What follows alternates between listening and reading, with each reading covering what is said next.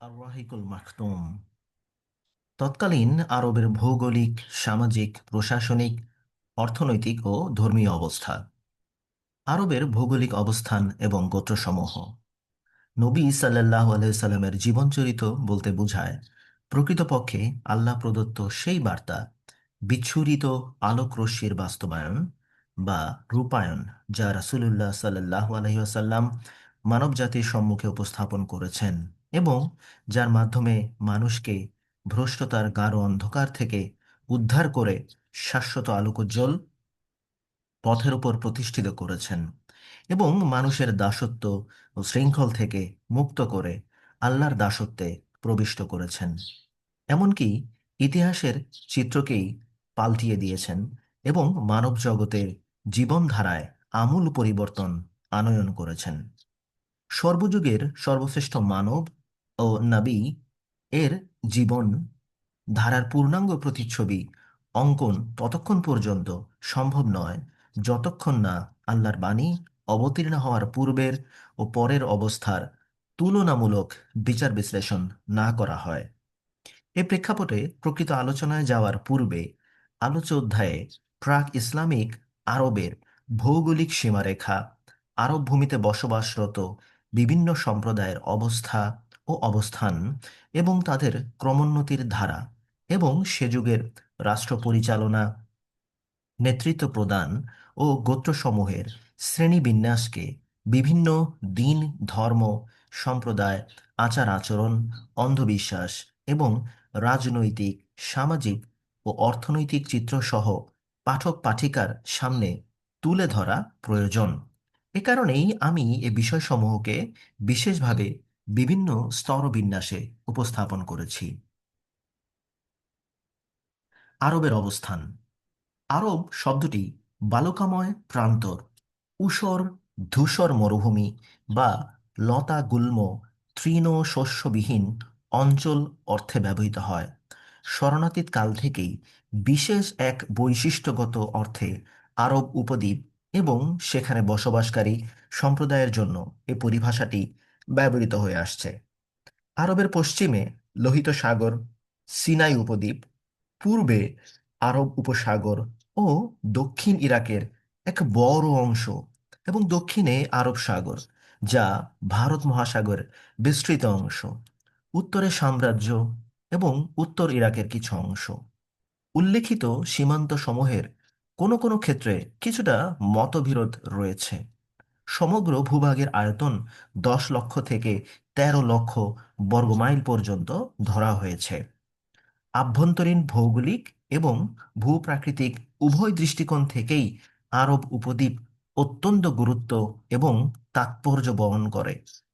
এ উপদ্বীপের চতুর্দিক মরুভূমি বা দিগন্ত বিস্তৃত বালুকাময় প্রান্তর দ্বারা পরিবেষ্টিত, যে কারণে এ উপদ্বীপ এমন এক সুরক্ষিত দুর্গে পরিণত হয়েছে যে যে কোনো বিদেশি শক্তি বা বহিঃশত্রুর পক্ষে এর উপর আক্রমণ পরিচালনা, অধিকার প্রতিষ্ঠা কিংবা প্রভাব বিস্তার করা অত্যন্ত কঠিন। এ নৈসর্গিক কারণেই আরব উপদ্বীপের মধ্যভাগের অধিবাসীগণ সেই সুপ্রাচীন এবং শরণাতীত কাল থেকেই সম্পূর্ণ স্বাধীন থেকে নিজস্ব স্বাতন্ত্র্যগত বৈশিষ্ট্য বজায় রেখে চলতে সক্ষম হয়েছে। অথচ অবস্থানের দিক দিয়ে এ উপদ্বীপটি এমন দুপরাশক্তির প্রতিবেশী যে ভূপ্রকৃতিগত প্রতিবন্ধকতা না থাকলে এ পরাশক্তিদ্বয়ের প্রভাব থেকে মুক্ত থাকা আরববাসীগণের পক্ষে কখনোই সম্ভবপর হতো না। বহির্বিশ্বের দিক থেকে আরব উপদ্বীপের অবস্থানের প্রতি লক্ষ্য করলেও প্রতীয়মান হবে যে দেশটি পুরাতন যুগের মহাদেশ সমূহের একেবারে মধ্যস্থল বা কেন্দ্রবিন্দুতে অবস্থিত এবং জল ও স্থল উভয় পথেই পৃথিবীর বিভিন্ন দেশ ও মহাদেশের সঙ্গে সংযুক্ত। এর উত্তর পশ্চিম সীমান্ত হচ্ছে আফ্রিকা মহাদেশ গমনের প্রবেশপথ, উত্তর পূর্ব সীমান্ত হচ্ছে ইউরোপ মহাদেশে প্রবেশের প্রবেশদ্বার এবং পূর্ব পশ্চিম সীমান্ত হচ্ছে ইরান ও মধ্য এশিয়া হয়ে চীন, ভারত সহ দূর প্রতীচ্যে গমনাগমনের দরজা। এভাবে পৃথিবীর বিভিন্ন দেশ ও ও মহাদেশ থেকে সাগর ও মহাসাগর হয়ে আগত জলপথ আরব উপদ্বীপের সঙ্গে চমৎকার যোগসূত্র রচনা করেছে। বিভিন্ন দেশের জাহাজগুলো সরাসরি আরবের বন্দরে গিয়ে ভিড়ে। এরূপ ভৌগোলিক অবস্থান ও সীমারেখার প্রেক্ষিতে আরব উপদ্বীপের উত্তর ও দক্ষিণ সীমান্ত ছিল বিভিন্ন সম্প্রদায়ের ব্যবসা বাণিজ্য, কৃষি ও মতবিনিময়ের লক্ষ্যস্থল বা কেন্দ্রবিন্দু। আরব সম্প্রদায়সমূহ। জন্মসূত্রের ভিত্তিতে ইতিহাসবিদগণ আরব সম্প্রদায়সমূহকে তিনটি শ্রেণীতে বিভক্ত করেছেন, যথা আরবে বাইদা, এরা হলো ওই সমস্ত ধ্বংসপ্রাপ্ত প্রাচীন গোত্র এবং সম্প্রদায় যা ধরাপৃষ্ঠ থেকে সম্পূর্ণরূপে নিশ্চিহ্ন হয়ে গেছে, এবং এদের খোঁজ খবর সম্পর্কিত নির্ভরযোগ্য তথ্য প্রমাণাদির সন্ধান লাভ প্রায় অসম্ভব হয়ে পড়েছে। এ সম্প্রদায়গুলো হচ্ছে যথাক্রমে আদ, সামুদ, তাসম, জাদিস, ইমলাক, উমাইম, জুরহুম, হাজুর, ওয়াবার, আবিল, জাসিম, হাজারা মাউত ইত্যাদি। আরবে আরিবা, এরা হচ্ছে ওই সমস্ত গোত্র যারা ইয়াসজুব বিন ইয়ারুব বিন কাহতানের বংশোদ্ভূত। এদেরকে কাহতানি আরব বলা হয়। আরবে মুস্তারিবা, এরা হচ্ছেন ওই আরব সম্প্রদায় যারা ইসমাইল আলাইসাল্লামের বংশধারা থেকে আগত। এদেরকে আদনানি আরব বলা হয়। আরবে আরিবা অর্থাৎ কাহতানি আরবদের প্রকৃত আবাসস্থল ছিল ইয়ামান রাজ্য। এখানেই তাদের বংশধারা এবং গোত্রসমূহ সাবা বিন ইয়াশজুব বিন ইয়ারুব বিন কাহতান এর বংশধর থেকে বহু শাখা প্রশাখায় বিভক্ত হয়ে পড়ে। এর মধ্যে পরবর্তীকালে দু গোত্রই অধিক প্রসিদ্ধি লাভ করেছিল। সেগুলো হলো হেমিয়ার বিন সাবা ও কাহলান বিন সাবা। বনি সাবার আরও 11টি বা 14টি গোত্র ছিল, যাদেরকে সাবিউন বলা হতো। সাবা ব্যতীত তাদের আর কোনো গোত্রের অস্তিত্ব নেই। ক, হেমিয়ার, এর প্রসিদ্ধ শাখাগুলো হচ্ছে: এক, কুজাআহ, এর প্রশাখা সমূহ হল বাহরা, আলী, আল কায়ন, কালব, উজরা, ওয়াবারা। দ্বিতীয়, সাকাসিক, তারা হলেন জায়দ বিন ওয়ালিয়াহ বিন হিময়ারের বংশধর। জায়দের উপাধি হল সাকাসিক। তারা বনি কাহলানের সাকাসিক কিন্দার অন্তর্ভুক্ত নয়, যাদের আলোচনা সামনে আসছে। তৃতীয়, জায়দুল জামহুর, এর প্রশাখা হল হিময়ারুল আজগার, সাবা আল আজগার, হাজুর ও জুহ আসবাহ। খ, কাহলান, এর প্রসিদ্ধ শাখা প্রশাখাগুলো হচ্ছে হামদান, আলহান, আশিয়ার, তাই, মাজহিজ। মাজহিজ থেকে আনস ও আন্নাখ। লাখম, লাখম হতে কিন্দাহ, কিন্দা হতে বনু মুয়াবিয়াহ, সাকিন ও সাকাসিক। জুজাম, আমিলা, খাওলান, মাফির, আনমার। আনমার থেকে খাসিয়াম ও বাখিলা। বাখিলা থেকে আহমাস, আজদ। আজদ থেকে আউস, খাজরা, খুজাআ এবং জাফরান বংশধরগণ। এরা পরে সাম্রাজ্যের আশেপাশে সাম্রাজ্য প্রতিষ্ঠা করেন এবং আলে গাসসান নামে প্রসিদ্ধ লাভ করেন। অধিকাংশ কাহলানি গোত্র পরে ইয়ামান রাজ্য পরিত্যাগ করে আরব উপদ্বীপের বিভিন্ন অঞ্চলে ছড়িয়ে পড়ে। সাধারণভাবে তাদের দেশত্যাগের ঘটনা ঘটে সাইলে আরিমের কিছু পূর্বে। ওই সময়ের ঘটনা যখন রোমীয়গণ মিশর ও শামে অনুপ্রবেশ করে ইয়ামানের অধিবাসীদের ব্যবসা বাণিজ্যের জলপথের উপর একচ্ছত্র আধিপত্য প্রতিষ্ঠিত করে এবং স্থলপথের যাবতীয় সুযোগ সুবিধারও চিরতরে অবসান ঘটে। এর ফলে কাহলানিদের ব্যবসা বাণিজ্য একদম উজাড় হয়ে যায়, যার সাক্ষ্য পবিত্র কোরআনে এসেছে। আল্লাহ তাআলা বলেন, সাবার অধিবাসীদের জন্য তাদের বাসভূমিতে একটা নিদর্শন ছিল, দুটো বাগান, একটা ডানে একটা বামে। তাদেরকে বলেছিলাম, তোমাদের প্রতিপালক প্রদত্ত রিজিক ভোগ করো আর তার প্রতি কৃতজ্ঞতা প্রকাশ করো। সুখ শান্তির শহর আর ক্ষমাশীল পালনকর্তা। কিন্তু তারা আল্লাহ হতে মুখ ফিরিয়ে নিল। কাজেই আমি তাদের বিরুদ্ধে পাঠালাম বাঁধ ভাঙা বন্যা, আর আমি তাদের বাগান দুটিকে পরিবর্তিত করে দিলাম এমন দুটি বাগানে, যাতে জন্মিত বিস্বাদ ফল, ঝাউ গাছ আর কিছু কুল গাছ। অকৃতজ্ঞতা ভরে তাদের সত্য প্রত্যাখ্যান করার জন্য আমি তাদেরকে এ শাস্তি দিয়েছিলাম। আমি অকৃতজ্ঞদের ছাড়া এমন শাস্তি কাউকে দেই না। তাদের এবং যেসব জনপদের প্রতি আমি অনুগ্রহ বর্ষণ করেছিলাম, সেগুলোর মাঝে অনেক দৃশ্যমান জনপদ স্থাপন করে দিয়েছিলাম, এবং ওগুলোর মাঝে সমান সমান দূরত্বে সফর মঞ্জিল করে দিয়েছিলাম। আর তাদেরকে বলেছিলাম, তোমরা এসব জনপদে রাতে আর দিনে নিরাপদে ভ্রমণ করো। কিন্তু তারা বলল, হে আমাদের পালনকর্তা, আমাদের সফর মঞ্জিলগুলোর মাঝে ব্যবধান বাড়িয়ে দাও। তারা নিজেদের প্রতি জুলম করেছিল। কাজেই আমি তাদেরকে কাহিনী বানিয়ে ছাড়লাম, যে কাহিনী শোনানো হয়, আর তাদেরকে ছিন্ন ভিন্ন করে দিলাম। এতে প্রত্যেক ধৈর্যশীল কৃতজ্ঞ ব্যক্তির জন্য নিদর্শন রয়েছে। সূরা সাবা 15 থেকে 19। হিময়ারি ও কাহলানি গোত্রদ্বয়ের বংশদ্বয়ের মধ্যে বিরাজমান আত্মকলহ ও দ্বন্দ্ব ছিল তাদের অন্যতম প্রধান কারণ, যার ইঙ্গিত বিভিন্ন সূত্র থেকে পাওয়া যায়। এ সকল সূত্র থেকে যে তথ্য পাওয়া যায়, তাতে দেখা যায় যে আত্মকলহের কারণে বিভিন্ন যাত্রার বিভিন্ন ক্ষেত্রে নানাবিধ জটিল সমস্যার উদ্ভব হওয়ায় কাহলানি গোত্রসমূহ স্বদেশভূমির মায়া মমতা ত্যাগ করতে বাধ্য হয়। কিন্তু হিময়ারি গোত্রসমূহ স্বস্থানে স্থায়ীভাবে প্রতিষ্ঠিত থাকে।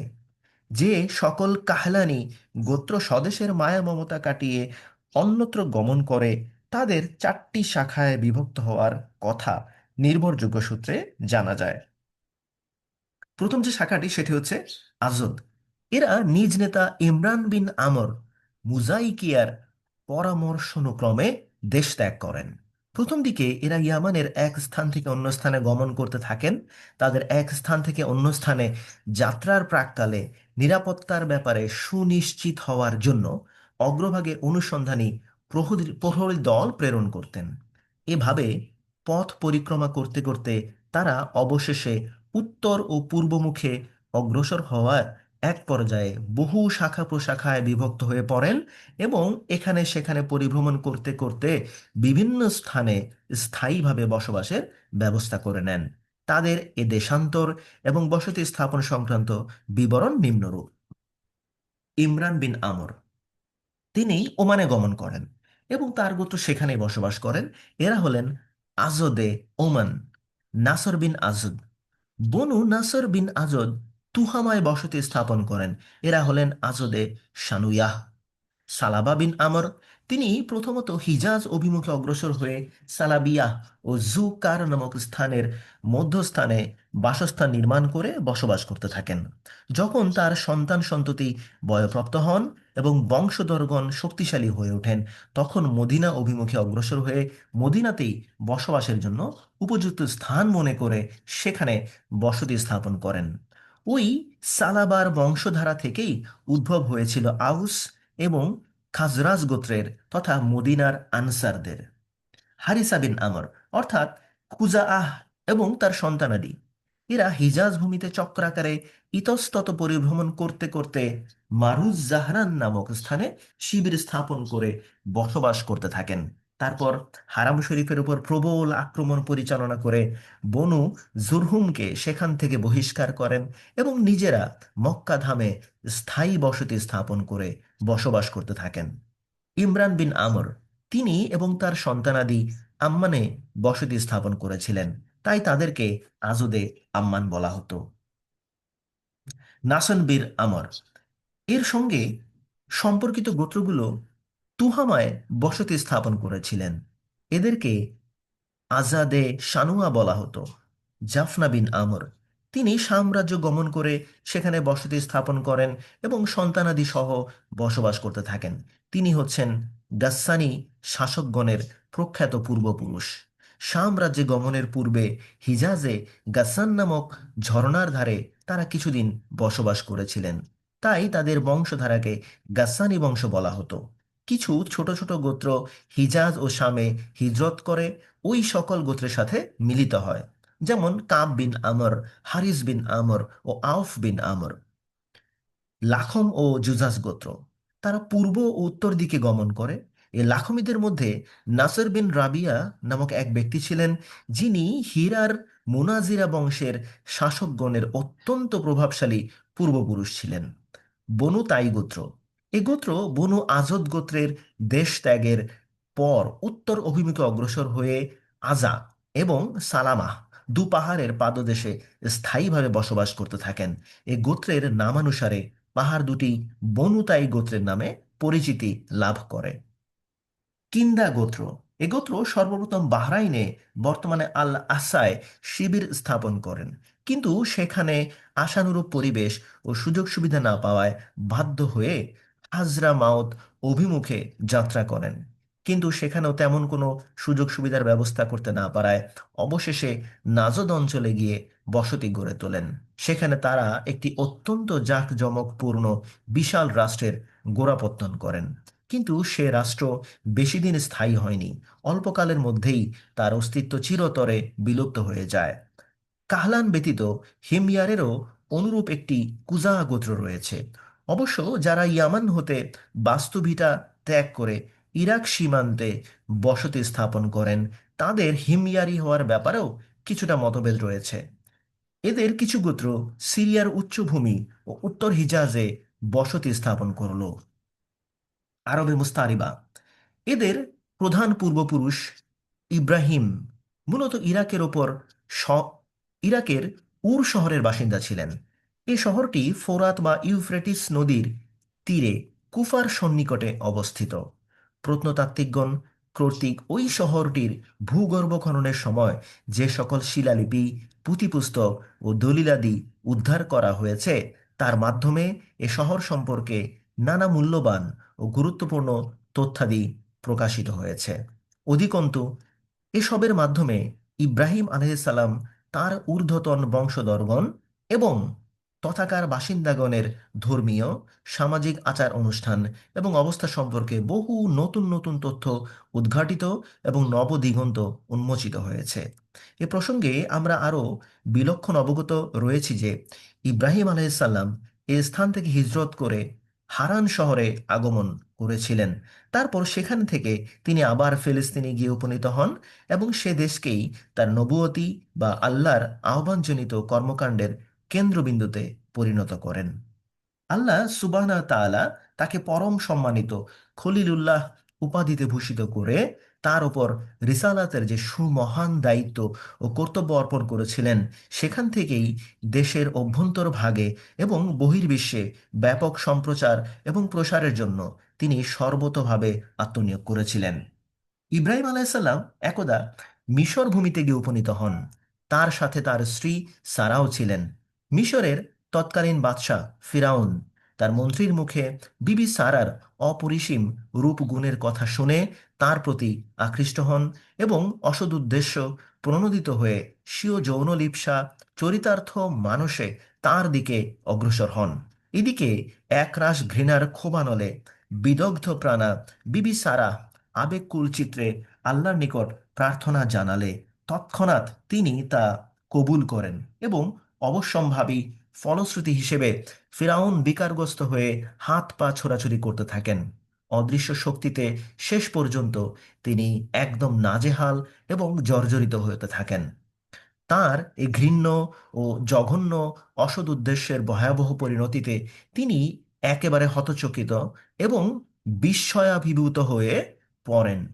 এভাবে অত্যন্ত মর্মান্তিক অবস্থার মধ্য দিয়ে তিনি অনুধাবন করেন যে সারা কোনো সাধারণ নারী নন, বরং তিনি হচ্ছেন আল্লাহ তাআলার উত্তম শ্রেণীভুক্ত এক মহীয়সী মহিলা। সারার এই ব্যক্তি বিশিষ্টতায় তিনি এতই মুগ্ধ এবং অভিভূত হয়ে পড়েন যে তার কন্যা হাজেরাকে বিবি সারার খেদমতে সর্বতোভাবে নিয়োজিত করে দেন। বিবি হাজেরার সেবা যত্ন ও গুণগরিমায় মুগ্ধ হয়ে তারপর তিনি তার স্বামী ইব্রাহিম খলিলুল্লাহ এর সঙ্গে হাজেরার বিবাহ দেন। ইব্রাহিম সারা এবং হাজেরাকে সঙ্গে নিয়ে নিজ বাসস্থান ফিলিস্তিন ভূমে প্রত্যাবর্তন করেন। তারপর আল্লাহ তাআলা হাজেরার গর্ভে ইব্রাহিম আলাইসাল্লামকে পরম ভাগ্যমন্ত এক সন্তান দান করেন। বিবি হাজেরার গর্ভে ইব্রাহিম আলাইসাল্লামের ঔরসজাত সন্তান ভূমিষ্ঠ হওয়ায় তিনি কিছুটা লজ্জিত এবং বিব্রত বোধ করতে থাকলেন এবং নবজাতক সহ বিবি হাজেরাকে নির্বাসনে পাঠানোর জন্য উপর্যুপরি চাপ সৃষ্টি করে চললেন। ফলে তিনি বিবি হাজেরা ও নবজাত পুত্র ইসমাইলকে সঙ্গে নিয়ে হিজাজ ভূমিতে এসে উপনীত হলেন। তারপর বায়তুল্লাহ শরীফের সন্নিকটে অনাবাদী ও শস্যহীন উপত্যকায় পরিত্যক্ত অবস্থায় তাদের রেখে দিলেন। ওই সময় বর্তমান আকারে বাইতুল্লাহ শরীফের কোনো অস্তিত্বই ছিল না। বর্তমানে যে স্থানে বাইতুল্লাহ শরীফ অবস্থিত, সেই সময় সেই স্থানটির আকার ছিল ঠিক একটি উঁচু টিলার মতো। কোনো সময় প্লাবনের সৃষ্টি হলে ডান কিংবা বাম দিক দিয়ে সেই প্লাবনের ধারা বয়ে চলে যেত। সেই সময় জমজম কূপের পাশে মসজিদুল হারামের উপরিভাগে বিরাট আকারের একটি বৃক্ষ ছিল। ইব্রাহিম আলাইসাল্লাম, স্ত্রী বিবি হাজেরা এবং শিশুপুত্র ইসমাইল আলাইসাল্লামকে সেই বৃক্ষের নিচে রেখে গেলেন। সেই সময় এই স্থানে না ছিল কোনো জলাশয় বা পানির কোনো উৎস, ছিল না কোনো লোকালয় বা জনমানব বসতি। একটি পাত্রে কিছু খেজুর এবং একটি ছোট্ট মশকে কিছুটা পানি রেখে ইব্রাহিম আলাইসাল্লাম আবার পাড়ি জমালেন সেই ফিলিস্তিন ভূমে। কিন্তু দিন কয়েকের মধ্যেই ফুরিয়ে গেল খেজুর, ফুরিয়ে গেল পানীয়। কঠিন সংকটে নিপতিত হলেন হাজেরা এবং শিশুপুত্র ইসমাইল। কিন্তু এ ভয়াবহ সংকটেরও সমাধান হয়ে গেল আল্লাহ তাআলার অসীম মেহেরবানিতে। অলৌকিক পন্থায় সৃষ্টি হলো আবে হায়াত জমজম ধারা। ওই একই ধারায় সংগৃহীত হলো দীর্ঘ সময়ের জন্য প্রয়োজনীয় খাদ্য ও পণ্য সামগ্রী। কিছুকাল পর ইয়ামান থেকে এক গোত্রের লোকজনেরা সেখানে আগমন করেন। ইসলামের ইতিহাসে এ গোত্রকে জুরহুম সানি বা দ্বিতীয় জুরহুম বলা হয়ে থাকে। এ গোত্র ইসমাইল আলাইসাল্লামের মাতার নিকট অনুমতি নিয়ে মক্কা ভূমিতে অবস্থান করতে থাকেন। এ কথাও বলা হয়ে থাকে যে প্রথমাবস্থায় এ গোত্র মক্কার আশেপাশের পর্বতময় উন্মুক্ত প্রান্তরে বসতি স্থাপন করেছিলেন। সহিহুল বুখারী শরীফে সুস্পষ্টভাবে এতটুকু উল্লেখ আছে যে মক্কা শরীফে বসবাসের উদ্দেশ্যে তার আগমন করেছিলেন ইসমাইল আলাইসাল্লামের আগমনের পর, কিন্তু তার যৌবনে পদার্পণের পূর্বে। অবশ্য বহু পূর্বে থেকেই তারা সেই পর্বত পরিবেষ্টিত প্রান্তর দিয়ে যাতায়াত করতেন। পরিত্যক্ত স্ত্রী পুত্রের সঙ্গে সাক্ষাতের উদ্দেশ্যে ইব্রাহিম আলাইসাল্লাম সময় সময় মক্কা ভূমিতে আগমন করতেন। কিন্তু তিনি কতবার মক্কার পুণ্যভূমিতে আগমন করেছিলেন তার সঠিক কোনো বিবরণ বা হদিস খুঁজে পাওয়া যায়নি। তবে ইতিহাসবিদগণের অভিমত হচ্ছে তিনি 4বার মক্কায় আগমন করেছিলেন। তার এ 4 দফা আগমনের বিবরণ নিম্নে প্রদত্ত হলো। 1, কুরআনুল মাজিদে বর্ণিত হয়েছে যে আল্লাহ তাআলা স্বপ্নযুগে ইব্রাহিম খলিলুল্লাহকে দেখালেন যে তিনি আপন পুত্র ইসমাইল আলাইসাল্লামকে কুরবানি করেছেন। প্রকারান্তরে এ স্বপ্ন ছিল আল্লাহ তাআলার একটি নির্দেশ এবং পিতা পুত্র উভয়েই একাগ্রচিত্তে সে নির্দেশ পালনের জন্য প্রস্তুত হয়ে গেলেন মনে প্রাণে। পিতা যখন পুত্রকে কুরবানি করার উদ্দেশ্যে কপালদেশ মাটিতে মিশিয়ে উপুর করে শুইয়ে দিলেন, তখন আল্লাহ তাআলার বাণী ঘোষিত হলো, হে ইব্রাহিম, তোমার স্বপ্নকে তুমি সর্বতোভাবে সত্যে পরিণত করেছ। অবশ্যই আমি সৎকর্মশীলগণকে এভাবেই পুরস্কৃত করে থাকি। নিশ্চিতরূপে এ ঘটনা ছিল আল্লাহর তরফ থেকে এক মহা অগ্নিপরীক্ষা এবং আল্লাহ তাআলার বিনিময়ে তাদেরকে স্বীয় মনোনীত একটি বড় রকমের প্রাণী দান করেছিলেন। মাজমুআহ বাইবেলের জন্ম পর্বে উল্লেখ আছে যে ইসমাইল আলাইসাল্লাম ইসহাক আলাইসাল্লামের চেয়ে 13 বছরের বয়োজ্যেষ্ঠ ছিলেন এবং কুরআন শরীফের হিসাব অনুযায়ী ওই ঘটনা ইসহাক আলাইসাল্লামের পূর্বে সংগঠিত হয়েছিল। কারণ ইসমাইল আলাইসাল্লামের বিস্তারিত বর্ণনার পর ইসহাকের জন্ম প্রসঙ্গে সুসংবাদ দেয়া হয়েছে। এই ঘটনা থেকেই একথা প্রতিপন্ন এবং সাব্যস্ত হয় যে ইসমাইল আলাইসাল্লামের যৌবনে উপনীত হওয়ার আগে কমপক্ষে একবার ইব্রাহিম আলাইসাল্লাম মক্কা আগমন করেছিলেন। অবশিষ্ট তিন সফরের বিবরণ সহিহুল বুখারীর শরীফের এক দীর্ঘ বর্ণনার মধ্যে পাওয়া যায়, যা ইবনে আব্বাস রাদিয়াল্লাহু তাআলা আনহু হতে সরাসরি বর্ণিত হয়েছে। তার সংক্ষিপ্ত সার হচ্ছে নিম্নরূপ। 2, ইসমাইল আলাইসাল্লাম যখন যৌবনে পদার্পণ করলেন, তখন জুরহুম গোত্রের লোকজনদের নিকট থেকে আরবি ভাষা উত্তম রূপে আয়ত্ত করেন এবং সব দিক দিয়েই সংশ্লিষ্ট সকলের শুভ দৃষ্টি আকর্ষণ করতে সক্ষম হন। এরপর কিছু সময়ের মধ্যেই এই গোত্রের এক মহিলার সঙ্গে তিনি বিবাহ বন্ধনে আবদ্ধ হয়ে যান। এমন এক অবস্থার মধ্য দিয়ে যখন সময় অতিবাহিত হয়ে যাচ্ছিল, তখন তার নয়নমণি ইসমাইল আলাইসাল্লামকে শোক সাগরে ভাসিয়ে বিবি হাজেরা জান্নাতবাসিনী হয়ে যান।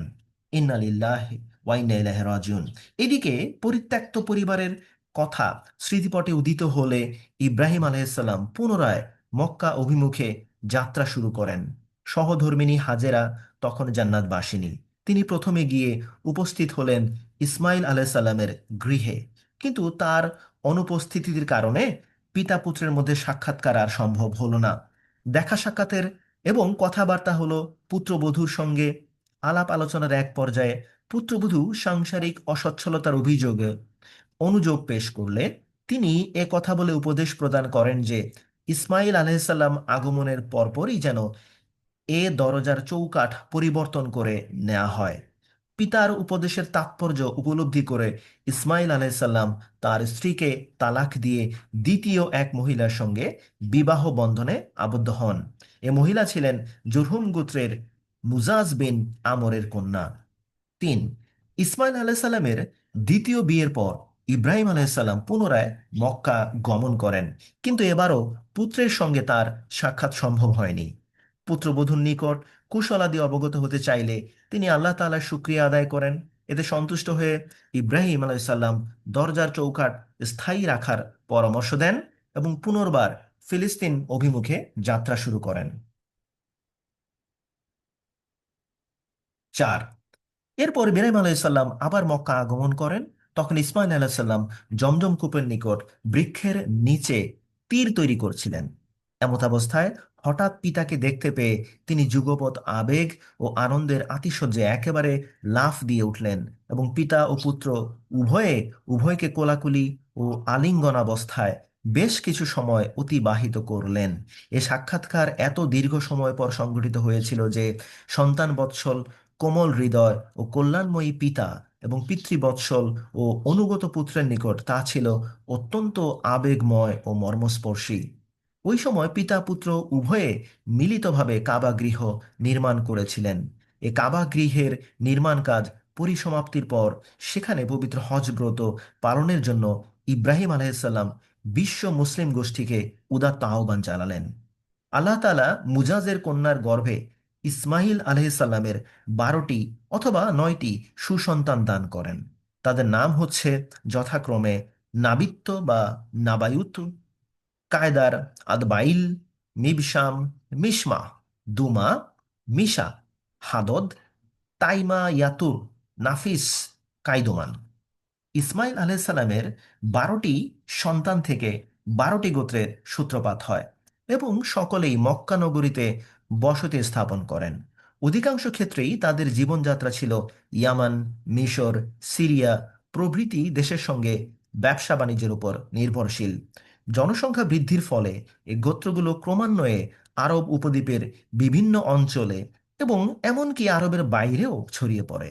আল্লাহ তাআলার অত্যন্ত প্রিয় এবং মনোনীত এক মহাপুরুষের রক্তধারা থেকে এ সকল গোত্রের সৃষ্টি হলেও অধিকাংশ ক্ষেত্রেই তারা কিন্তু কালচক্রের আবর্তনে সৃষ্ট যবনিকার অন্তরালেই অজ্ঞাত অখ্যাত অবস্থায় থেকে যান। শুধুমাত্র নাবিত্য এবং কায়দারের বংশধরগণই কালচক্রের আবর্তনে সৃষ্ট গাঢ় তিমির জাল থেকে নিজেদের মুক্ত রাখতে সক্ষম হন। কালক্রমে উত্তর হিজাজে নাবিত্তীদের সাহিত্য ও শিল্প সংস্কৃতির যথেষ্ট উৎকর্ষ সাধিত হয়।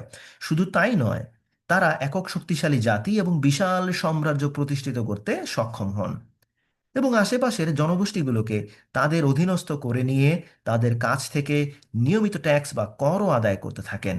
এদের রাজধানী ছিল বাতরা।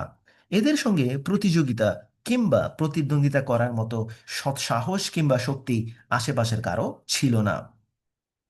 তারপর কালচক্রের আবর্তনে রুমিদের অভ্যুদয় ঘটে। বিভিন্ন ক্ষেত্রে তারা এতই উন্নতি সাধন এবং এত বেশি শক্তি সঞ্চয় করে যে তখন নাবিত্তীদের শক্তি সামর্থ্য এবং শৌর্যবীর্যের কথা রূপকথার মতো কল্পকাহিনীতে পর্যবসিত হয়ে যায়। মাওলানা সৈয়দ সুলাইমান নদভী স্বীয় গবেষণা, আলোচনা ও গভীর অনুসন্ধানের পর একথা প্রমাণ করেছেন যে গাসসান বংশধর এবং মদিনার আনসার তথা আওস ও খাজরাহ গোত্রের কেউই কাহতানি আরবের অন্তর্ভুক্ত ছিলেন না, বরং ওই অঞ্চলের মধ্যে নাবিত্য বিন ইসমাইল আলাইসাল্লামের বংশধরগণের যারা অবশিষ্ট ছিলেন কেবল তাদেরই অবস্থান আরব ভূমিতে ছিল। ইমাম বুখারী এ মতের দিকেই আকৃষ্ট হয়ে তার সহিহুল বুখারীতে নিম্নোক্তভাবে অধ্যায় রচনা করেছেন: ইয়ামানীদের সাথে ইসমাইল আলাইসাল্লামের সম্পর্ক। এর সম্পর্কে ইমাম বেশ কিছু হাদিস দ্বারা প্রমাণ দিয়েছেন। হাফেজ ইবনু হাজার আসকালানি কাহতানিদেরকে নাবিত্য বিন ইসমাইল আলাইসাল্লামের বংশধর হওয়ার মতটিকে প্রাধান্য দিয়েছেন। মক্কা নগরীর পুণ্যভূমিতেই কায়দার বিন ইসমাইল বংশবৃদ্ধি হয় এবং কালক্রমে তারা সেখানে প্রগতির স্বর্ণ শিখরে আরোহণ করেন। তারপর কালচক্রের আবর্তনে একসময় তারা অজ্ঞাত অখ্যাত হয়ে পড়েন। তারপর সে স্থানে আদনান এবং তার সন্তানাদির অভ্যুদয় ঘটে। আরবের আদনানিগণের বংশ পরম্পরা সূত্র বিশুদ্ধভাবে এ পর্যন্তই সংরক্ষিত রয়েছে। আদনান হচ্ছে নবী করিম সাল্লাল্লাহু আলাইহি সাল্লামের বংশ তালিকায় 21তম ঊর্ধ্বতন পুরুষ। কোনো কোনো বর্ণনায় বিবৃত হয়েছে যে নবী করিম সাল্লাল্লাহু আলাইহি সাল্লাম যখন নিজ বংশ তালিকা বর্ণনা করতেন তখন আদনান পর্যন্ত গিয়ে হঠাৎ স্তব্ধ হয়ে যেতেন আর একটুও অগ্রসর হতেন না। তিনি জানতেন যে বংশাবলী সম্পর্কে বিশেষজ্ঞরা ভুল বলেছেন, কিন্তু আলেমগণের মধ্যে এক দলের অভিমত হচ্ছে আদনান হতে আরও উপরে বংশ পরম্পরা সূত্র বর্ণনা করা যেতে পারে। নবী করিম সাল্লাল্লাহু আলাইহি সাল্লাম এই বর্ণনাকে দুর্বল বলে আখ্যায়িত করেছেন। তার অনুসন্ধান অনুযায়ী আদনান এবং ইব্রাহিম আলাইহিস সালামের মধ্যবর্তী স্থানে দীর্ঘ 40টি পিরির ব্যবধান বিদ্যমান রয়েছে। যা হোক, মাআদের সন্তান নাজার সম্পর্কে বলা হয়েছে যে তিনি ছাড়া মাআদের অন্য কোনো সন্তান ছিল না, কিন্তু এ নাজার থেকেই আবার কয়েকটি পরিবার অস্তিত্ব লাভ করেছে। প্রকৃতপক্ষে নাজারের ছিল 4টি সন্তান এবং প্রত্যেক সন্তান থেকেই এক একটি গোত্রের গোড়াপত্তন হয়েছিল। নাজারের এ 4 সন্তানের নাম ছিল যথাক্রমে ইয়াদ, আনমার, রাবিআহ এবং মুজার। এদের মধ্যে রাবিআহ এবং মুজার গোত্রের শাখা প্রশাখা ব্যাপকভাবে বিস্তৃতি লাভ করে। অতএব রাবিয়াহ হতে আসাদ ও জুবাইবাহ, আসাদ হতে আনজাহ ও জালিদাহ, জালিদা হতে অনেক প্রসিদ্ধ গোত্র যেমন আব্দুল কায়েস, নামির, বনু ওয়ারিল গোত্রের উৎপত্তি। বাকর তাগলিব বনু ওয়ারিলের অন্তর্ভুক্ত। বনু বাকর হতে বনু কায়স, বনু সাইবান, বনু হানিফা সহ অন্যান্য গোত্র অস্তিত্ব লাভ করে। আর বনু আনজা হতে বর্তমান সৌদি আরবের বাদশাহী পরিবার আল সৌদের উদ্ভব। মুজারের সন্তানগণ দুটি বড় বড় গোত্রে বিভক্ত হয়ে পড়ে। সে গোত্র দুটি হচ্ছে: এক কায়স আইলান বিন মুজার, দুই ইলিয়াস বিন মুজার। কায়স আইলাইন হতে বনু সুলাইম, বনু হাওয়াজিন, বনু সাকিফ, বনু সাসাআহ ও বনু গাতাফান। গাতাফান হতে আবস, জুবিয়ান, আশজা এবং গানি বিন আসার গোত্রসমূহের সূত্রপাত হয়। ইলিয়াস বিন মুজার হতে তামিম বিন মুররাহ, হুজাইল বিন মুদ্রিকা, বনু আসাদ বিন খুজাইমাহ এবং কিনানাহ বিন খুজাইমাহ গোত্রসমূহের উদ্ভব হয়। তারপর কিনানা হতে কুরাইশ গোত্রের উদ্ভব হয়। এ গোত্রটি ফিহর বিন মালিক বিন নাজার বিন কিনানাহ এর সন্তানাদি। তারপর কুরাইশ গোত্র বিভিন্ন শাখায় বিভক্ত হয়েছে। এর মধ্যে মশহুর শাখাগুলোর নাম হচ্ছে জুমাহ, সাহম, আদি, মাখজুম, তাইম, জুহরা এবং কুসাই বিন কিলাবের বংশধরগণ, অর্থাৎ আকুদ্দার বিন কুসাই, আসাদ বিন আব্দুল ওজ্জা বিন কুসাই এবং আব্দে মানাফ বিন কুসাই, এ 3 গোত্রই ছিল কুসাইয়ের সন্তান।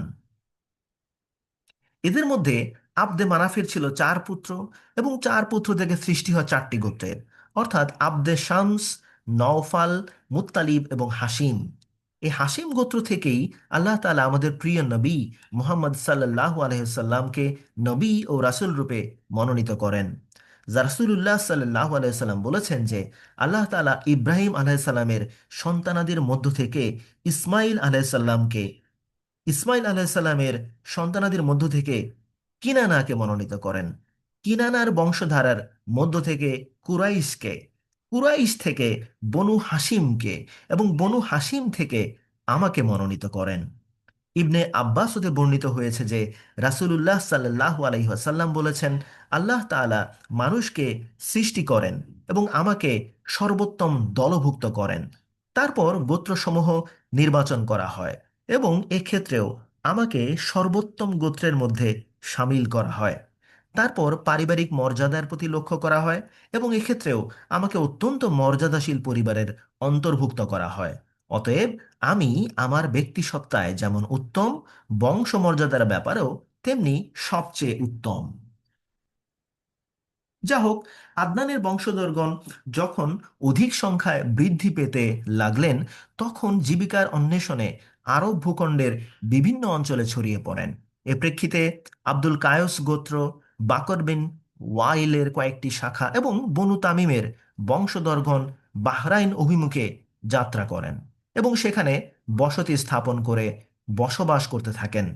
বনু হানিফা বিন সাব বিন আলী বিন বাকর গোত্র ইয়ামামা অভিমুখে গমন করেন এবং তার কেন্দ্রস্থল হুজর নামক স্থানে বসতি স্থাপন করেন। বাকর বিন ওয়াইরিল গোত্রের অবশিষ্ট শাখাসমূহ ইয়ামামা থেকে বাহরাইন, সাইফে কাজিমাহ, বাহর, সৌওয়াদে ইরাক, উবুল্লাহ এবং হিত প্রভৃতি অঞ্চলে বসতি স্থাপন করেন। বনু তাগলিব গোত্র ফোরাত উপদ্বীপ অঞ্চলে বসতি স্থাপন করে বসবাস করতে থাকেন। অবশ্য তাদের কোনো শাখা বনু বকরের সঙ্গেও বসবাস করতে থাকেন। এদিকে বনু তামিম গোত্র বসরার প্রত্যন্ত অঞ্চলে বসবাসের জন্য উপযুক্ত ভূমি হিসেবে মনোনীত করেন। বনু সুলাইম গোত্র মদিনার নিকটবর্তী স্থানে বসতি স্থাপন করেন। তাদের আবাসস্থল ছিল ওয়াদিউল কুরা হতে আরম্ভ করে খায়বার এবং মদিনার পূর্ব দিক দিয়ে অগ্রসর হয়ে হাররায়ে বনু সুলাইমের সাথে মিলিত 2 পাহাড় পর্যন্ত বিস্তৃত। বনু আসাদ তার বসতি স্থাপন করেন তাইমার পূর্বে ও কুফার পশ্চিমে। ওদের ও তাইমার মধ্যভাগে বনু তাই গোত্রের এক বখতুর পরিবারের আবাদ ছিল। বনু আসাদের কর্ষিত ভূমি এবং কুফার মধ্যকার পথের দূরত্ব ছিল 5 দিনের ব্যবধান। বনু জুবিয়ার গোত্র বসতি স্থাপন ও আবাদ করতেন তাইমার নিকটে হাওরানের আশেপাশে। বনু কিনানা গোত্রের লোকজন থেকে যান তুহামায়, বনু কিনানা গোত্রের লোকজন থেকে যান তুহামায়। এদের মধ্য থেকে কুরাইশগণ বসতি স্থাপন করেন মক্কা এবং তার পার্শ্ববর্তী অঞ্চলসমূহে। এসব লোক ছিলেন বিচ্ছিন্ন ধ্যান ধারণার অধিকারী। তাদের মধ্যে কোনো নিয়ম শৃঙ্খলা ছিল না। এভাবেই তাদের জীবনধারা চলে আসছিল। তারপর কুসাই বিন কিলাব নামক এক ব্যক্তি তাদের নেতৃত্ব গ্রহণ করেন এবং সঠিক পরিচালনা দানের মাধ্যমে তাদেরকে প্রচলিত অর্থে মর্যাদা ও সম্মানের আসনে উন্নীত করেন এবং ঐশ্বর্যশালী ও বিজয়ী করেন। সমসাময়িক আরবের বিভিন্ন রাজ্য ও নেতৃত্ব প্রসঙ্গ। আরব উপদ্বীপে নবী সাল্লাল্লাহু আলাইহি সাল্লামের দাওয়াত প্রকাশের প্রাক্কালে 2 প্রকার রাজ্য শাসন ব্যবস্থা প্রচলিত ছিল। এক, মুকুট পরিহিত সম্রাট, তবে তারা প্রকৃতপক্ষে সম্পূর্ণ স্বাধীন বা মুক্ত ছিলেন না। 2, গোত্রীয় দলনেতাগণ। মুকুট পরিহিত সম্রাটগণের যে মর্যাদা ছিল, অন্যান্য খ্যাতিসম্পন্ন গোত্রীয় দলনেতাগণেরও সেই মর্যাদা ছিল, কিন্তু অধিকাংশ ক্ষেত্রেই তাদের যে বিশেষ বৈশিষ্ট্যটি ছিল তা হচ্ছে তারা ছিলেন সম্পূর্ণ স্বাধীন। যে সকল সাম্রাজ্যে মুকুটধারী সম্রাটগণের প্রশাসন কায়েম ছিল সেগুলো হচ্ছে শাহানে ইয়ামান, শাহানে আলে গাসসান এবং শাহানে হিরা। অবশিষ্ট অন্যান্য সকল ক্ষেত্রেই ছিল গোত্রীয় দলনেতার প্রশাসন। ইয়ামান সাম্রাজ্য। আরবে আরিবার অন্তর্ভুক্ত যে সকল সম্প্রদায় প্রাচীনতম ইয়ামান সম্প্রদায় হিসেবে চিহ্নিত ছিল তারাই ছিল সাবা সম্প্রদায়ভুক্ত। প্রাচীন অর্থাৎ ইরাক ভূখণ্ডের বহু পুরাতন ধ্বংসপ্রাপ্ত শহরের ধ্বংসস্তূপ থেকে যে সকল তথ্য প্রমাণাদি উদ্ধার করা সম্ভব হয়েছে তাতে খ্রিস্টপূর্ব 2500 পূর্বের সম্প্রদায়ের কথা উল্লেখিত হয়েছে। কিন্তু খ্রিস্টপূর্ব একাদশ শতকে তাদের অভ্যুদয় সূচিত হয়েছিল বলে তথ্য প্রমাণাদি সূত্রে অনুমিত হয়েছে। গবেষণালব্ধ তথ্যাদির ভিত্তিতে তাদের জীবনযাত্রা সম্পর্কে যে ধারণা করা হয়ে থাকে তা হচ্ছে নিম্নরূপ: 1, খ্রিস্টপূর্ব 620 হতে 1300 অব্দ পর্যন্ত। এ সময় কিছু নির্দিষ্ট দেশসমূহে তাদের রাজত্ব ছিল বলে জানা যায়। জাওফ অর্থাৎ নাজরান ও হাজরামাউতের মধ্যবর্তী স্থানে তাদের আধিপত্য প্রকাশ পায়। অতঃপর তান্ম অধিকৃত হয় এবং পরবর্তীতে তাদের সাম্রাজ্য ব্যাপকভাবে প্রশস্ত হয় ও বিস্তার লাভ করে। এমনকি তাদের রাজনৈতিক প্রভাব উত্তর হিজাজের মাআন ও উলা পর্যন্ত বিস্তৃত হয়। কথিত আছে যে তাদের কলোনি বা উপনিবেশ আরব বিশ্বের বাইরেও বিস্তার লাভ করে। ব্যবসায় ছিল তাদের প্রধান জীবিকা। অতঃপর মারিবের সেই বিখ্যাত বাঁধ নির্মাণ করা হয়, যা ইয়ামানের ইতিহাসে বিশেষভাবে উল্লেখযোগ্য একটি বিষয় ছিল। তাদেরকে পৃথিবীর প্রভূত কল্যাণ দেয়া হয়েছিল। কুরআনে এসেছে, পরিণামে তারা ভুলে গিয়েছিল তোমার প্রেরিত বাণী, যার ফলে তারা পরিণত হলো এক এক ধ্বংসপ্রাপ্ত জাতিতে। সেই সময়কালে শাহানে সাবার মর্যাদাসূচক উপাধি ছিল মুকাররাবে সাবা। তার রাজধানী ছিল সিরওয়াহ, যার ধ্বংসপ্রাপ্ত অট্টালিকা চিহ্ন আজও মারিব শহর থেকে উত্তর পশ্চিম দিকে 50 কিলোমিটার পথের দূরত্বে ও সনআ থেকে 142 কিলোমিটার পূর্বে দেখতে পাওয়া যায়। তা খুরাইবা নামে প্রসিদ্ধ রয়েছে। এ রাজ্য বংশানুক্রমে 22 থেকে 23 জন বাদশাহ দেশ শাসন করেন। 2, খ্রিস্টপূর্ব 620 অব্দ থেকে 115 অব্দ পর্যন্ত। এ সময়কালে তাদেরকে রাজত্বকে সাবা সাম্রাজ্য বলা হতো। সাবা সম্রাটগণ মুকাররাব উপাধি পরিত্যাগ করে রাজা, বাদশাহ সম্মানসূচক উপাধি গ্রহণ করেন এবং সারওয়াহ এর পরিবর্তে মায়ারিবকে সাম্রাজ্যের রাজধানী ঘোষণা দেন। সেই শহরের ধ্বংসস্তূপ আজও সনআ নামক স্থানের 192 কিলোমিটার পূর্বে পরিদৃষ্ট হয়। 3, খ্রিস্টপূর্ব 300 থেকে 115 অব্দ পর্যন্ত। এই সময়ে তাদের রাজত্বকে প্রথম হিমইয়ারি বলা হয়, কেননা সাবা রাষ্ট্রের উপর হিমইয়ার গোত্রপ্রধান লাভ করে ও সাবা রাজ্য সংকুচিত হয়ে পড়ে। তাদের রাজ্যকে সাবা ও জু রায়দান বলা হয়, আর তারা মায়ারিবের পরিবর্তে রায়দানকে রাজধানী করেন। পরে রাজধানীর নাম রায়দানে পরিবর্তন করে জিফার রাখা হয়।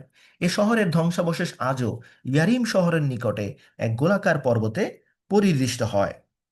এ সময় থেকেই সাবা সম্প্রদায়ের পতন শুরু হয়ে যায়। নাবিত্তিগণ প্রথমে হিজাজের উত্তর প্রদেশে নিজ কর্তৃত্ব প্রতিষ্ঠিত করে নিয়ে সাবা সম্প্রদায়ের বসতি স্থাপনকারীদের সেখান থেকে বহিষ্কার করেন। অধিকন্তু রুমিগণ মিশর, শাম এবং হিজাজের উত্তরাঞ্চল দখল করে নেয়ার ফলে সমুদ্র পথে তাদের ব্যবসা বাণিজ্য ক্ষতিগ্রস্ত হয়ে পড়ে। এভাবে ক্রমান্বয়ে তাদের ব্যবসা বাণিজ্য সংকুচিত হতে হতে শেষ পর্যন্ত বন্ধ হয়ে যায়। এদিকে কাহতানি গোত্রসমূহ নিজেদের মধ্যে অন্তর্দ্বন্দ্ব এবং কলহে লিপ্ত হয়ে পড়ার ফলে নিজ নিজ আবাসস্থল ত্যাগ করে তারা নানা দিকে ছড়িয়ে পড়েন। 4, 300 খ্রিস্টাব্দের পর থেকে ইয়ামানে ইসলামের আবির্ভাব পর্যন্ত। এ সময়ে তাদের রাজত্বকে দ্বিতীয় হিমিয়ারি বলা হয় এবং তাদের রাজ্য সাবা, জু রায়দান, হাজরামাউত ও ইয়ামনথ হিসেবে পরিচিতি লাভ করে। ইয়ামানের মধ্যে অব্যাহতভাবে অস্থিরতা ও বিশৃঙ্খলা ঘটতে থাকে। একের পর এক বহু বিপ্লব ও গৃহযুদ্ধ সংগঠিত হতে থাকে এবং এর ফলে বহিঃশক্তির হস্তক্ষেপের অবাঞ্ছিত সুযোগ সৃষ্টি হয়ে যায়।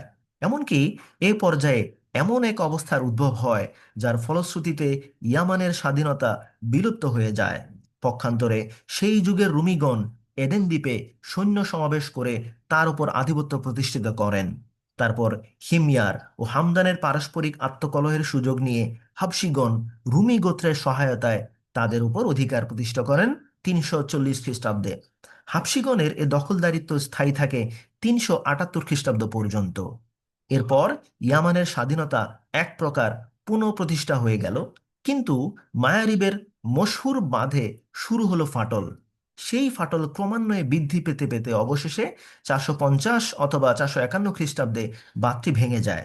এ বাঁধের ভাঙনের ফলে ভয়াবহ প্লাবনের সৃষ্টি হয়ে যায়, যার উল্লেখ কুরআন শরীফের সূরা সাবা সায়লে আরিমে নাম উল্লেখিত হয়েছে। এ ভয়াবহ প্লাবনের ফলে গ্রামের পর গ্রাম উজাড় হয়ে যায় এবং বহু গোত্র নানা দিকে ছড়িয়ে ছিটিয়ে বিক্ষিপ্ত হয়ে পড়ে। পরবর্তীকালে 523 খ্রিস্টাব্দে পুনরায় ভিন্ন ধাঁচের এক দুর্ঘটনা সংঘটিত হয়। ইয়ামানের ইহুদি সম্রাট জুনওয়াস নাজরানের খ্রিস্টানদের উপর এক ন্যাক্কারজনক আক্রমণ পরিচালনা করে খ্রিস্ট ধর্ম পরিত্যাগ করে ইহুদি ধর্ম গ্রহণ করার জন্য তাদের উপর প্রবল চাপ সৃষ্টি করতে থাকেন। কিন্তু খ্রিস্টানগণ কোনো ক্রমেই এতে সম্মত না হওয়ায় জুনওয়াস কতগুলো গর্ত খনন করে তাতে অগ্নি প্রজ্বলিত করেন এবং সেই সকল অগ্নিকুণ্ডে খ্রিস্টানদের নিক্ষেপ করেন। কুরআন শরীফের সূরা বুরুজের শেষ অবধি আয়াত দ্বারা এ লোমহর্ষক ঘটনার প্রতি ইঙ্গিত করা হয়েছে। এই ঘটনার ফল এ দাঁড়ায় যে রোমীয় সম্রাটগণের নেতৃত্বে খ্রিস্টানগণ আরব উপদ্বীপের শহর ও নগরের উপর বারবার আক্রমণ চালিয়ে বিজয়ী হতে থাকেন। এতে উৎসাহিত হয়ে ইহুদিদের উপর প্রতিশোধ গ্রহণের জন্য তারা সংকল্পবদ্ধ হয়ে যান এবং এ প্রতি আক্রমণে অংশগ্রহণ ও সহযোগিতা দানের জন্য হাবশিগণকে সরবরাহ করা হয়। রুমিগণের সহযোগিতা লাভের ফলে হাবশিগণ বেশ শক্তিশালী হয়ে ওঠেন এবং 525 খ্রিস্টাব্দে উরুয়াত্তের নেতৃত্বে 70,000 সৈন্যের এক বিশাল বাহিনী নিয়ে অগ্রসর হন এবং পুনরায় ইয়ামানের ওপর রাজত্ব প্রতিষ্ঠিত করেন। হাবশা সম্রাটের গভর্নর হিসেবে উরায়াত্ত ইয়ামানের শাসন কাজ পরিচালনা করতে থাকেন, কিন্তু আব্রাহা বিন সাবা আল আশরাম নামে তার অধীনস্থ এক সৈনিক 549 খ্রিস্টাব্দে তাকে হত্যা করে নিজ কর্তৃত্ব প্রতিষ্ঠা করেন এবং অত্যন্ত বিচক্ষণতার সঙ্গে হাবশ সম্রাটের সঙ্গে সুসম্পর্ক রক্ষা করে চলতে সক্ষম হন এবং খুশি করেন। ইনি ছিলেন সেই আব্রাহা যিনি কাবা গৃহ ধ্বংস করার উদ্দেশ্যে বিশাল হস্তী বাহিনী সহ কাবা অভিমুখে অভিযান পরিচালনা করেন এবং শেষ পর্যন্ত আল্লাহর পক্ষী বাহিনী কর্তৃক সম্পূর্ণরূপে ধ্বংসপ্রাপ্ত হন। আসমানি গ্রন্থ আল কুরআনে এ ঘটনা আসহাবে ফিল হস্তী বাহিনী নামে প্রসিদ্ধ রয়েছে। আল্লাহ তাআলা ফিলের ঘটনার পর সনআ ফিরে আসার পর তাকে ধ্বংস করেন। তারপর তার পুত্র ইয়াকসুম সিংহাসনে আরোহণ করেন। এরপর রাজত্ব করেন দ্বিতীয় পুত্র মাসরুক। তাদের উভয়ের সম্পর্কে বলা হয়েছে তারা ছিল তাদের পিতার থেকেও খারাপ এবং ইয়ামানবাসীকে নিপীড়ন, নির্যাতন ও জুলুম অত্যাচারের ক্ষেত্রে অত্যন্ত নিকৃষ্ট স্বভাবের। আসহাবে ফিলের ঘটনার পর ইয়ামানবাসীগণ পারস্য রাজ্যের সাহায্যপুষ্ট হয় এই হাবশিগণের বিরুদ্ধে বিদ্রোহ ঘোষণা করেন। ইয়ামানবাসীগণ সাইফ বিন জু ইয়াজ্জান হিময়ারের সন্তান মাদিকারের নেতৃত্বে হাবশিগণকে সে দেশ থেকে বহিষ্কার করে মুক্ত স্বাধীন সম্প্রদায় হিসেবে মাদ মাদিকারবেকে সম্রাট মনোনীত করেন। এ ছিল 575 খ্রিস্টাব্দের ঘটনা। স্বাধীনতা ও রাষ্ট্রীয় ক্ষমতা লাভের পর মাদিকারব কিছু সংখ্যক হাবশিকে নিজের খেদমত এবং রাজদরবারের জাঁকজমক বৃদ্ধির কার্যে নিয়োজিত করেছিলেন, কিন্তু তার এ অবিমৃষ্যকারিতা প্রসূত ভ্রান্ত নীতির কারণে দুগ্ধকলা সহকারে সর্প পালন প্রবাদ বাক্যটি এক মর্মান্তিক সত্যে পরিণত হয়ে যায়। প্রতারণা করে ওই হাবশিগণ একদিন মাদিকারবকে হত্যা করার মাধ্যমে জু ইয়াজান পরিবারের শাসন ক্ষমতাকে চিরদিনের জন্য স্তব্ধ করে দেয়, আর দেশটি পারস্য সাম্রাজ্যের একটি প্রদেশে পরিণত হয়। এরপর থেকে পারস্য বংশোদ্ভূত কয়েকজন গভর্নর একাদিক্রমে ইয়ামান প্রদেশের শাসন সংক্রান্ত কর্মকাণ্ড পরিচালনা করতে থাকেন। অবশেষে সর্বশেষ পার্সি গভর্নর বাজান 628 খ্রিস্টাব্দে ইসলাম গ্রহণ করলে ইয়ামান পারস্য শাসনের নাগপাশ থেকে মুক্ত হয়ে ইসলামী জীবনধারা ও শাসন সৌকর্যের সুশীতল ছায়াতলে আশ্রয় লাভ করে। হীরার সাম্রাজ্য। ইরাক এবং উহার পার্শ্ববর্তী অঞ্চলে কুরুশ কাবির 557 থেকে 529 খ্রিস্টাব্দ পূর্বাব্দ এর সময় হতেই পারস্যবাসীগণের শাসন ব্যবস্থা চলে আসছিল। এ সময়ের মধ্যে তাদের সঙ্গে প্রতিযোগিতা কিংবা প্রতিদ্বন্দ্বিতা করার মতো শক্তি কিংবা সাহস কারোরই ছিল না। তারপর খ্রিস্টাব্দ পূর্ব 326 অব্দে ইস্কান্দার মাকদুনি পারস্য রাজ্য প্রথম দারাকে পরাজিত করে পারস্য শক্তিকে সম্পূর্ণরূপে বিপর্যস্ত করে ফেলে। এর ফলে সাম্রাজ্য ভেঙে টুকরো টুকরো এবং সর্বত্র বিশৃঙ্খল অবস্থার সৃষ্টি হয়ে যায়। এই বিশৃঙ্খল অবস্থা চলতে থাকে 230 খ্রিস্টাব্দ পর্যন্ত। ওই সময় কাহতানি গোত্রসমূহ দেশ ত্যাগ করে ইরাকের এক শস্য শ্যামল সীমান্ত অঞ্চলে বসতি স্থাপন করেন। এদিকে আবার দেশত্যাগী আদনানিগণ বিদ্রোহ ঘোষণা করে যুদ্ধে লিপ্ত হয়ে যায়। তারপর যুদ্ধে জয়লাভ করে তারা ফোরাত নদীর উপকূল ভাগের এক অংশে বসতি স্থাপন করেন। এসব হিজরতকারীদের মধ্যে প্রথম সম্রাট ছিলেন কাহতান বংশের মালিক বিন ফাহম তানুখি। তিনি আনবারের অধিবাসী ছিলেন বা আনবারের নিকটবর্তী স্থানে। এক বর্ণনা মতে তারপর তার ভাই আমর বিন ফাহম রাজত্ব স্থাপন করেন। অন্য বর্ণনা মতে জামিমাহ বিন মালিক বিন ফাহম, তার উপাধি ছিল আবরাশ ও ওয়াজ্জাহ। অন্যদিকে 226 খ্রিস্টাব্দে আরদশির যখন সাসানি সাম্রাজ্যের শাসনভার গ্রহণ করেন, তখন ধীরে ধীরে পারস্য সাম্রাজ্যের হৃত গৌরব ও ক্ষমতার পুনরুদ্ধার হতে থাকে। আরসদির পারস্যবাসীকে একটি সুশৃঙ্খল জাতিতে পরিণত করেন এবং দেশের সীমান্ত অঞ্চলে বসবাসকারী আরবদের অধীনস্থ করেন। এমন অবস্থার পরিপ্রেক্ষিতে কুজাহা গোত্র সাম্রাজ্যের দিকে গমন করেন। পক্ষান্তরে হীরা এবং আনবারের আরব বাসিন্দাগণ বশ্যতা শিকারের ব্যাপারে নমনীয় মনোভাব গ্রহণ করেন। আরদশির সময়কালে হীরা, বাদিয়াতুল ইরাক এবং উপদ্বীপবাসীগণের রাবিই এবং মুজাই গোত্রসমূহের ওপর জাজিমাতুল ওয়াজ্জাহদের আধিপত্য ছিল। এ থেকে এটাই বোঝা যায় যে আরববাসীদের ওপর আরদশির সরাসরি আধিপত্য বিস্তার করতে চাননি।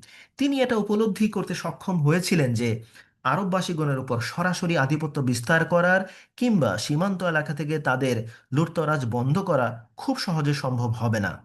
এ প্রেক্ষিতে তিনি একটি বিকল্প ব্যবস্থার কথা চিন্তা করেছিলেন এবং তা ছিল, যদি গোত্র থেকে একজন শাসক নিযুক্ত করা হয় তাহলে তার স্বগোত্রীয় লোকজন এবং আত্মীয় স্বজনদের পক্ষ থেকে সমর্থন ও সাহায্য লাভ সম্ভব হতে পারে। এর ফলে আরও যে একটি বিশেষ সুবিধা লাভের সম্ভাবনা ছিল তা হলো প্রয়োজনে রুমীয়গণের বিরুদ্ধে তাদের নিকট থেকে সাহায্য গ্রহণের সুযোগ থাকবে। অধিকন্তু সাম্রাজ্যের রোম অভিমুখী আরব অধিপতিদের বিরুদ্ধে ওই সকল আরব অধিপতিদের দাঁড় করিয়ে পরিস্থিতিকে কিছুটা অনুকূল রাখা সম্ভব হতে পারে। এ প্রসঙ্গে একটি বিশেষ আহ, আহ, বিষয়ভাবে বিষয় বিশেষভাবে সময়ের জন্য মজুদ রাখা হতো, যার দ্বারা মরুভূমিতে বসবাসকারী বিদ্রোহীদের দমন করা সহজসাধ্য হতো। 268 খ্রিস্টাব্দের সময় সীমার মধ্যে জাজিমা মৃত্যুমুখে পতিত হন এবং আমর বিন আদি বিন নাসর লাখমি 268 থেকে 288 খ্রিস্টাব্দ তার স্থলাভিষিক্ত হন। তিনি ছিলেন লাখম গোত্রের প্রথম শাসনকর্তা ও তিনি সর্বপ্রথম ইরাকে স্বীয় বাসস্থান হিসেবে গ্রহণ করেন এবং সাবুর আরদশির এর সমসাময়িক এরপর কুবা বিন ফাইরুজের যুগ পর্যন্ত হীরার ওপর লাখমিদেরই শাসন কায়েম ছিল। কুবাজের সময় মাজদাকের আবির্ভাব ঘটে। তিনি ছিলেন স্বাধীনচেতা নরপতি। কুবাজ এবং তার বহু প্রজা মাজদাকের পৃষ্ঠপোষকতা করেছিলেন। কুবাজ আবার হীরার সম্রাট মুনজির বিন মাউস সামায়ের নিকট এ মর্মে সংবাদ প্রেরণ করেন যে তিনি যেন সেই ধর্ম গ্রহণ করে নেন। কিন্তু মুনজির ছিলেন যথেষ্ট আত্মমর্যাদা বোধসম্পন্ন প্রকৃতির ব্যক্তি। প্রেরিত পয়গামের কোনো গুরুত্ব না দিয়ে তিনি তা প্রত্যাখ্যান করেন। এর ফলে এটা দাঁড়ায় যে কুবাজ তাকে তার পদ হতে অপসারণ করে তার স্থানে মাজদাকের এক শিষ্য হারিস বিন আমর বিন হাজর ফিন্দির হাতে হীরার শাসনভার অর্পণ করেন। কুবাজের পর পারস্যের রাজা শাসনভার এসে পড়ে কিসরা আনুশেরওয়ার হাতে। ওই ধর্মের প্রতি তার মনে ছিল প্রবল ঘৃণা। তিনি মাজদাক এবং তার অনুসারীগণের এক বড় দলকে হত্যা করেছিলেন। তারপর পুনরায় মুনজিরের প্রতি হীরার শাসনভার অর্পিত হয় এবং হারিস বিন আমরকে তার দরবারে আগমনের জন্য আহ্বান জানানো হয়। কিন্তু তিনি বনু কালব গোত্রের দিকে পলায়ন করেন এবং সেখানেই বসবাস করতে থাকেন। মুনজির বিন মাউস সামার পরে নুমান বিন মুনজিরের কাল পর্যন্ত হীরার রাজ্য পরিচালনা দায়িত্ব তারই বংশধরের উপর ন্যস্ত করেন। আবার জায়দ বিন আদি উবাদি কিসরার নিকট নুমান বিন মুনজির সম্পর্কে মিথ্যা অভিযোগ করলে কিসরা রাগান্বিত হয়ে নুমানকে নিজ দরবারে তলব করেন। নুমান গোপনে বনু সাইবান গোত্রের দলপতি হানি বিন মাসউদের নিকট গিয়ে নিজ পরিবারের সদস্যবৃন্দ এবং সহায় সম্পদ তার হেফাজতে দিয়ে কিসরার নিকটে যান। কিসরা তাকে জেলখানায় আটক করে রাখেন এবং সেখানেই তিনি মৃত্যুমুখে পতিত হন। এদিকে কিসরা নুমানকে কয়েদখানায় আটকের পর তার স্থানে ইয়াস বিন কাবিসাহ তাইকে হীরার শাসনকর্তা নিযুক্ত করেন এবং হানি বিন মাসউদের নিকট থেকে নুমানের রক্ষিত আমানত তলব করার জন্য নির্দেশ প্রদান করেন। কিছুটা সূক্ষ্ম মর্যাদা সম্পন্ন লোক হানি বিন মাসউদ তলবে আমানত প্রদান করতে যে শুধু অস্বীকারই করলেন তাই নয়, বরং যুদ্ধ ঘোষণা করে বসলেন। তারপর যা হবার তাই হলো। ইয়াস নিজের সুসজ্জিত বাহিনী, কিসরার বাহিনী এবং মুরাজাবার পুরো বাহিনী নিয়ে অগ্রসর হলেন মোকাবিলা করার জন্য। জুকার নামক ময়দানে উভয় দলের মধ্যে ভীষণ যুদ্ধ সংঘটিত হয়। এ যুদ্ধে বনু সায়বান বিজয়ী হন এবং পারস্যবাসীগণ অত্যন্ত শোচনীয়ভাবে পরাজয় বরণ করেন। ইতিহাসে এ যুদ্ধ অতীব গুরুত্বপূর্ণ এ কারণে যে আজমিদের বিরুদ্ধে আরবিদের এটাই ছিল প্রথম বিজয়। এই ঘটনা সংঘটিত হয়েছিল নবী করিম সাল্লাল্লাহু আলাইহি সাল্লামের জন্মের পর। ইতিহাসবিদগণ এ যুদ্ধের সময়কাল নিয়ে মতভেদ করেছেন। কেউ বলেছেন রাসূল করিম সাল্লাল্লাহু আলাইহি সাল্লামের জন্মের আগে অল্প কিছু কাল আগে, অথচ হীরার উপর ইয়াসের আধিপত্য লাভের অষ্টম মাসে নবী করিম সাল্লাল্লাহু আলাইহি সাল্লাম দুনিয়াতে তাশরিফ আনয়ন করেন। আবার কেউ বলেছেন নবুয়তের কিছুকাল পূর্বে, এটাই সঠিকতার নিকটবর্তী। কেউ বলেছেন নবুয়তের কিছুকাল পর, কেউ বলেছেন হিজরতের পর, কেউ বলেছেন বদর যুদ্ধের পর ইত্যাদি। ইয়াসের পর কিসরা এক পার্সিকে হীরার শাসনকর্তা নিযুক্ত করেন। তার নাম আজাদ বাহ বিন মাহিবিয়ান বিন মিহরাবান্দাদ। তিনি 17 বছর শাসন করেন। কিন্তু 632 খ্রিস্টাব্দে লাখমিদের অধিকার পুনরায় প্রতিষ্ঠিত হয় এবং মুনজির বিন নুমান মারুব নামক এ গোত্রের এক ব্যক্তি শাসন কাজ পরিচালনে দায়িত্বভার গ্রহণ করেন। কিন্তু এই দায়িত্ব পালনের সময়ক্রমে যখন সবেমাত্র অষ্টম মাস অতিক্রান্ত হয়েছিল, এমতাবস্থায় তখন ইসলামের বিশ্ববিশ্রুত বীর কেশরী সিপাহ সালার খালিদ বিন ওয়ালিদ ইসলামের উপরে উপচে পড়া প্রবাহমান প্লাবনধারার অগ্রদূত হিসেবে হীরাতে প্রবেশ করেন।